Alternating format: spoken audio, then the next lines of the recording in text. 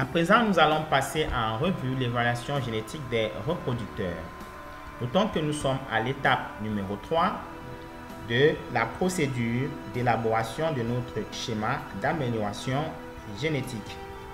Alors, les éléments indispensables à l'évaluation génétique sont la valeur d'élevage, l'index de sélection, la valeur de l'héritabilité, la prochaine production probable, la valeur des corrélations génétiques et enfin le gain génétique. Tour à tour, nous allons les passer en revue.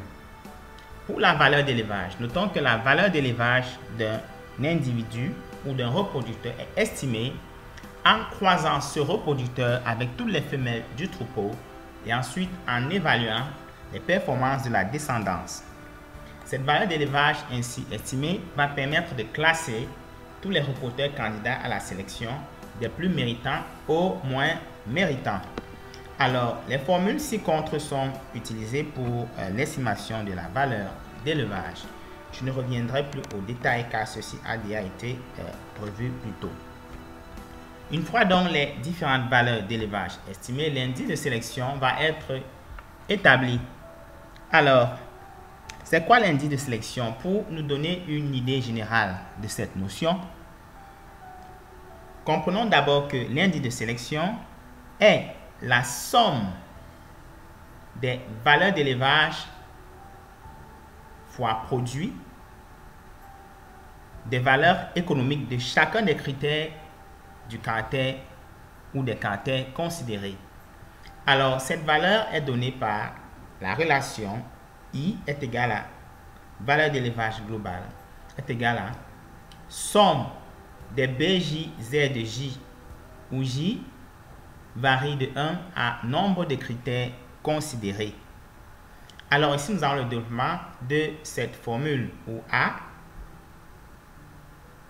représente la valeur économique du premier critère et VE la valeur d'élevage du premier critère. Bien, considérons par exemple la production laitière.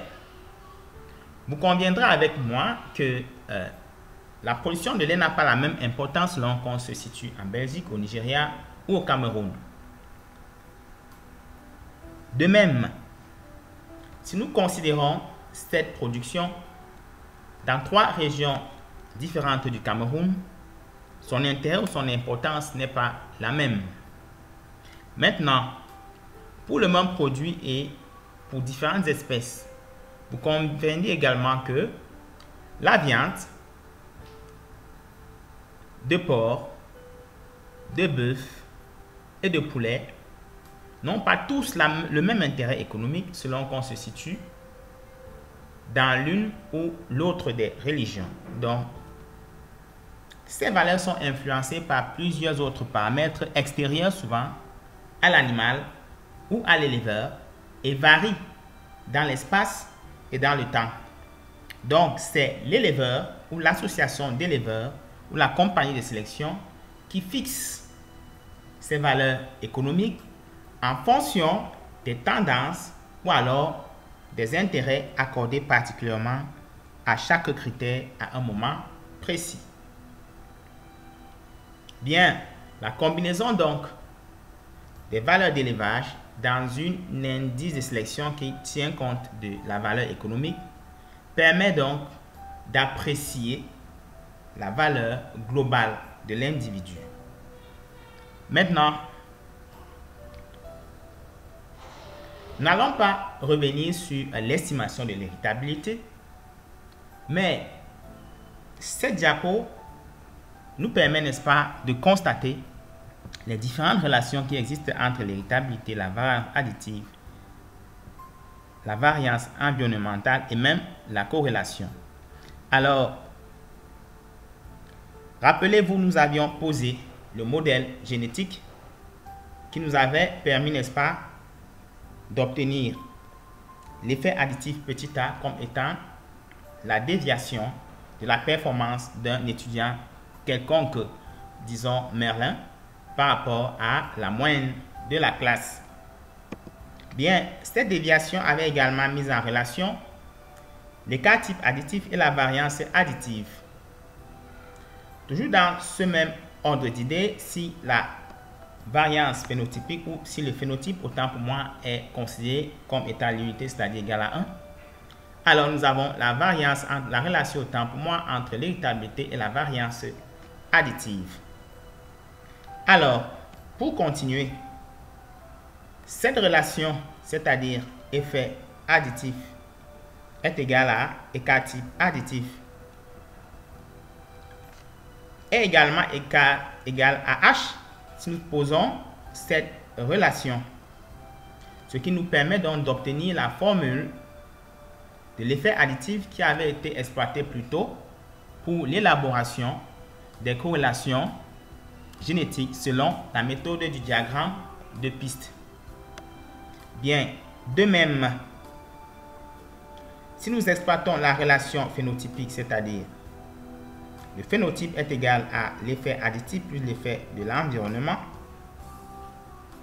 ceci nous permet de définir également la relation entre les différentes composantes et leur variance, ainsi que, n'est-ce pas, avec les covariances additives et environnementales. Rappelons-nous que A plus B le tout au carré est égal à A carré plus 2AB plus B carré. Alors, 2AE ici correspond à la covariance. Et si la covariance n'est pas nulle, ceci signifie que à partir de cette relation, nous pouvons déduire la covariance. Nous y reviendrons tout simplement au moment approprié. Alors, maintenant, la production probable permet de prédire, comme l'indique le thème, de prédire la performance du parent à sélectionner à travers la production de sa descendance pour, n'est-ce pas, rassembler autant d'éléments d'appréciation et de sélection du candidat idéal à la sélection. Cette formule également ainsi que ces détails, nous l'avions plus tôt. Maintenant, nous allons insister un tout petit peu sur la valeur de la corrélation génétique. Très important, surtout lorsqu'on sélectionne sur plus d'un caractère, comme c'est souvent le cas. Alors, lorsque le degré de corrélation est négatif et élevé, ceci implique que la sélection divergente est fortement recommandée pour les deux caractères. On ne peut pas les sélectionner à la fois chez le même animal. Ainsi donc, à partir d'une espèce poule, par exemple, on va développer une lignée ponte et de l'autre côté une lignée chair, étant donné que les deux caractères ne vont pas ensemble. Si donc par contre la corrélation est négative et faible, ceci implique que l'amélioration significative de A est sans effet, ou du moins, autant pour moi, correction. L'amélioration significative de A entraîne une faible réduction de B. Par contre, lorsque cette corrélation est nulle, eh bien, l'amélioration de l'un ou de l'autre caractère n'influence pas l'autre. Lorsque cette corrélation est plutôt positive et faible, alors l'amélioration significative du caractère A engendre une faible amélioration du caractère B. Lorsqu'elle est positive et modérée, ceci signifie que l'amélioration par la sélection et au croisement de A engendre également une amélioration modérée de B. Enfin, lorsque la corrélation est fortement positive, alors la sélection de A et l'amélioration importante effectuée sur le caractère A évoluent avec une amélioration tout autant importante pour le caractère B. Bien, le dernier élément à utiliser ou du moins à évaluer est le gain génétique qui est donné par la relation ci-contre ou par la moitié du produit de l'héritabilité par le différentiel de sélection lorsque l'héritabilité est connue. Bien, à ce niveau, une fois tous ces éléments connus,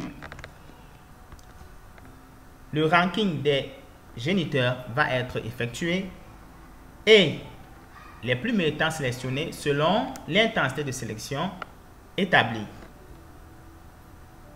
À ce niveau donc, la décision de sélection peut être prise, c'est-à-dire soit la sélection, soit le croisement, soit une combinaison des deux.